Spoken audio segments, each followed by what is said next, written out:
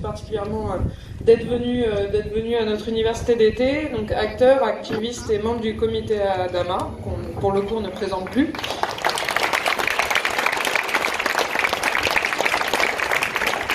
Dès la sortie du confinement, on a été tous en fait surpris de voir des dizaines de milliers de personnes, et particulièrement des très très jeunes, se mobiliser, sortir et se mobiliser contre les violences policières, et notamment, même de manière très notable, à l'appel du comité Adama le 2 et le 13 juin.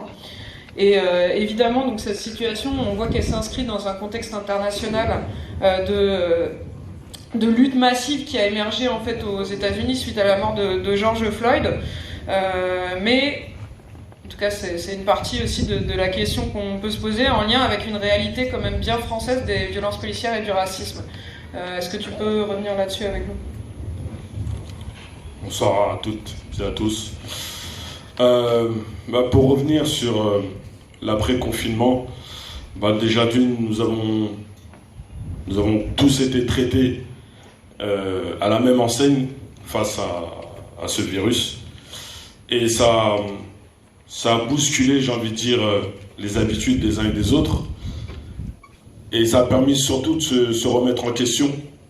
Ouais, je pense que chacun à son niveau s'est remis en question. Ça nous a imposé tout un tas d'interrogations sur l'avenir, sur comment on va redémarrer ou entreprendre nos vies communes, l'espace commun que nous partageons. Et on va dire que comment les choses se sont déroulées, nous avons été aussi surpris le 2 juin quand il y a eu le rassemblement du TGI. Je pense que vous avez suivi les actualités, les différents médias qui cherchaient à noyer le poisson en faisant passer cette mobilisation, ce premier rendez-vous, en tout cas appelé par le comité Adama, pour une mobilisation dédiée uniquement à George Floyd. On va dire que le calendrier, malheureusement, a fait que, suite à un énième déni de justice, de notre fameuse justice française, la famille Traoré a décidé de donner rendez-vous ce 2 juin. Mais dans un premier temps, on n'a pas donné rendez-vous en écho à la mort de George Floyd. Elle a décidé de donner ce rendez-vous parce qu'une énième fois, la justice française a affirmé que Adama n'avait pas perdu la vie à cause des pratiques mortelles de ces gendarmes. Donc que s'est-il passé pendant ce fameux confinement ? Je pense que tout le monde l'a remarqué. Il y a eu, concernant les violences policières, une accentuation des répressions que subissent une partie de la population. Je parlais des habitants des quartiers populaires. Nous avons vu ces images à travers les médias. Lorsque vous avez des brigades qui interviennent en respectant leur code déontologique dans certains quartiers parisiens, sans répression, sans usage de la force. Et en face, en parallèle, vous avez aussi vu ces images où certains policiers, une bonne partie des policiers, ne respectaient plus leur code déontologique et agissaient avec répression dans certains quartiers. Donc je me mets à la place de justement toute cette génération, toute cette jeunesse qui ont l'habitude justement à communiquer à travers leur smartphone, les réseaux sociaux. Il y a eu un trop-plein en réalité.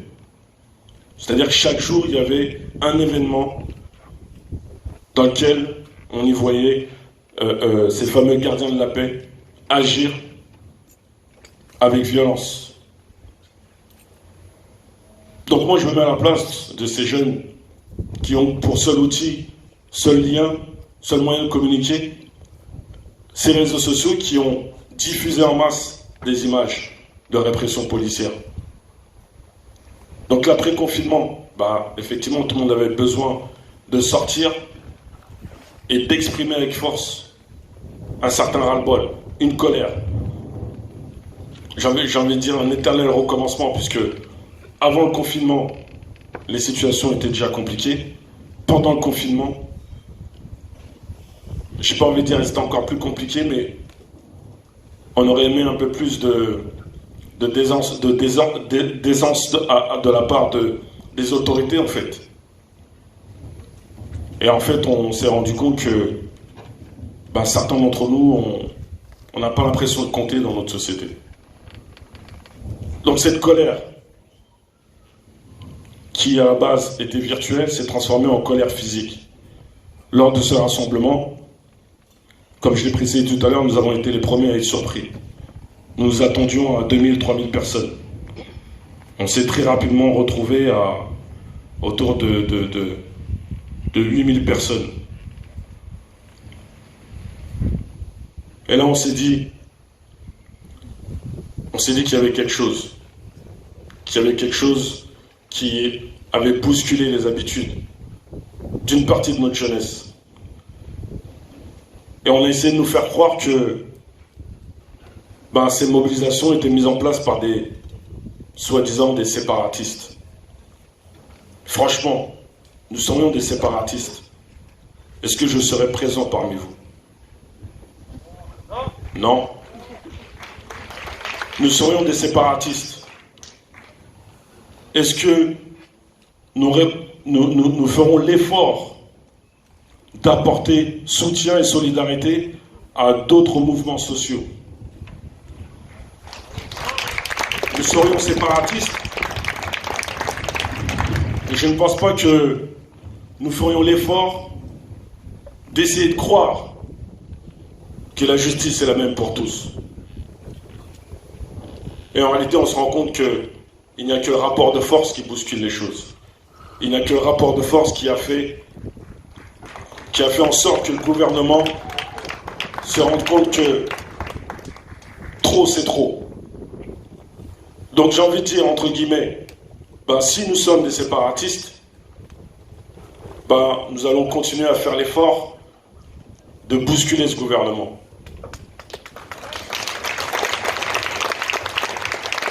Et dans notre objectif, j'ai envie de dire, on en a fait la démonstration, et ça ne s'est pas fait du jour au lendemain. Ça fait 4 ans que la famille Traoré se bat. Ça fait 4 ans que la famille Traoré crie haut et fort à l'injustice, aux inégalités. Et il a fallu qu'il y ait un retentissement international. Effectivement, le lien fait sur la mort de George Floyd.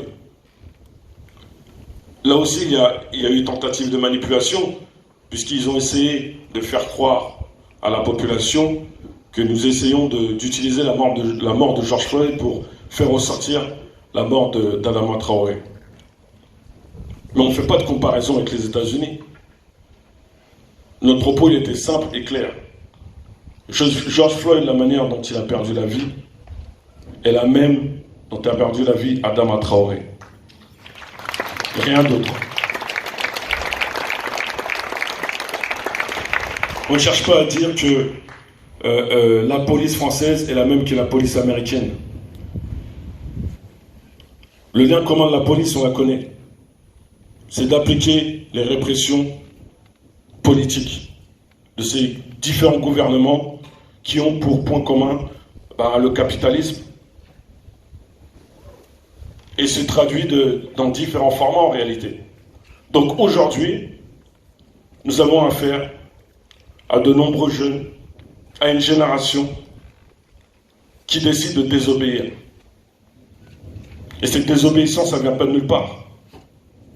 Il y a eu des mouvements sociaux, il y a eu des mouvements politiques qui ont imposé des directives, qui ont imposé des logiques, qui ont orienté, en quelque sorte, une lecture commune à avoir. Donc nous, notre objectif, c'est pas de faire du bruit pour faire du bruit. Notre objectif, c'est de casser les frontières que la société nous impose et que la société continue à nous imposer. Et pour finir mon propos, voilà, l'après-confinement, l'affaire George Floyd, l'énième déni de justice envers la famille Traoré, tous ces éléments additionnés ont obligé en quelque sorte les gens à sortir. Une semaine après, il y a une nouvelle mobilisation. on a eu droit à la démonstration des guignols identitaires sur le toit d'un immeuble, ça n'a fait que renforcer notre détermination à continuer à lutter contre les injustices et les inégalités. Et j'espère qu'on continuera encore tous ensemble avec la même force, la même fermeté et la même détermination.